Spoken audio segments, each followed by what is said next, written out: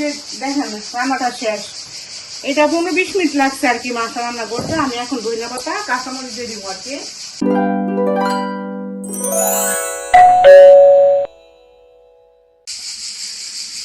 আসসালামু আলাইকুম ভিউয়ার্স, আপনারা সবাই কেমন আছেন? আশা করি আল্লাহর রহমতে অনেক ভালো আছেন এবং আমরা আলহামদুলিল্লাহ অনেক ভালো আছি। তো আরেকটা রেসিপি নিয়ে আপনাদের মাঝে আসলাম। তো আজকে আমি শর্টকাটে ইলিশ মাছ দু পেঁয়াজি করবো আর কি। এখানে 3টা ইলিশ মাছ আর কি, একটা হচ্ছে 1 কেজি আর দুটো হচ্ছে 800 গ্রাম। তো 3টা আমি একসাথে মানে এটাতে দু পেঁয়াজি করবো। পুরোটা মাছ কেটে নিচ্ছে, যে দেখেন।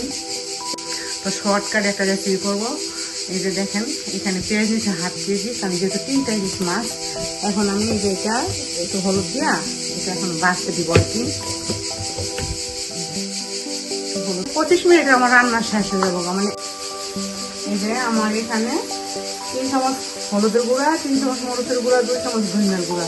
তো এটা আমি পুরাটা দিয়ে এটা আমি পেস্টটা মানে মাখাবো আর কি। এটা মাখাইয়া তারপরে দেখেছে যে তো স্বাদ মতো লবণ দিতে আর কি,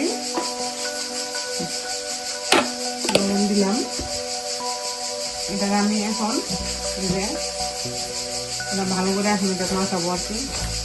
মাখাইয়া তারপরে দেখা গেছে আমি যে তেলটা এই সময় তেলটা যে মানে থাকবো ওটার ভিতরে আমি এই যে পেঁয়াজের মশলাটা মাখানো এটা আমি ছাইড়া দিব।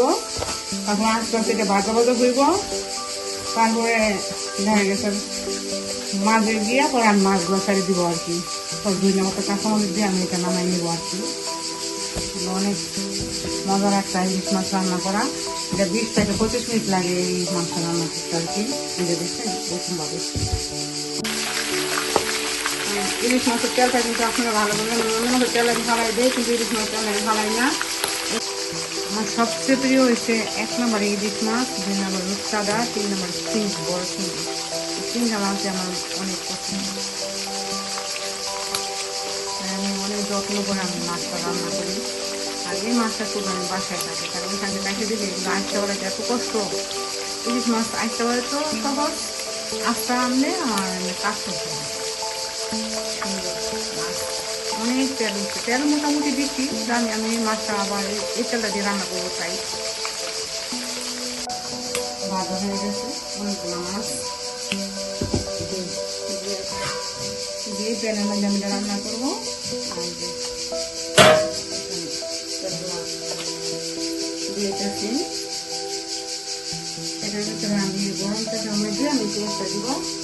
শুধু খালি আমি আস্তে আস্তে নাড়বো আর খালি লাগিয়ে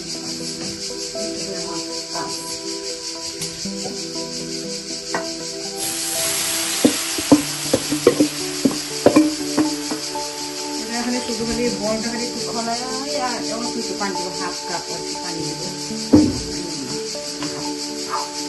এখন মাছটা খাবো আস্তে আস্তে হয়ে যাবে। 20-25 মিনিট আমার ইলিশ মাছ রান্না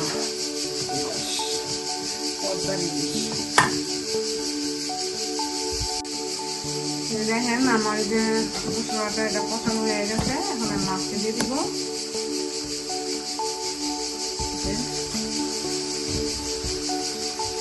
মাছের যেহেতু আছে মাছটা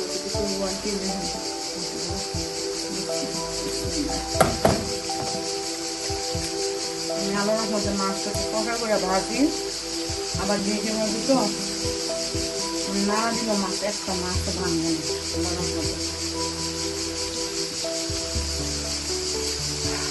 ইলিশ মাছের শর্টকাট পেঁয়াজি, এটা আমার মশলা কষাইতেছে না, কিছু করতেছে না, এত সহজ।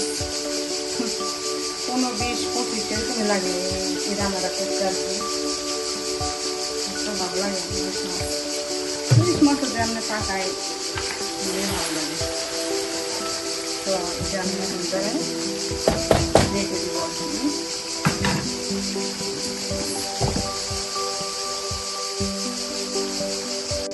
এটা 15-20 মিনিট লাগছে আর কি মাছটা রান্না করতে। আমি এখন ধনিয়া পাতা কাঁচামরিচ দিয়ে দিব আর কি, দিয়ে শুধু 1 মিনিট রাখবো। এবার আপনারা খাইয়ে দেখেন, মানে এটা সবচেয়ে সহজ রান্না, অনেক ভালো লাগে আর কি। এই যে দেখেন আমার ধনিয়া পাতা দিয়ে আমি 1 মিনিট রাখছি। এখন আমার রান্না শেষ। আমার এই রান্নাটা যদি ভালো লাগে দয়া করে লাইক শেয়ার কমেন্ট করবেন, সাবস্ক্রাইব করেন, ভালো থাকবেন। আসসালামু আলাইকুম।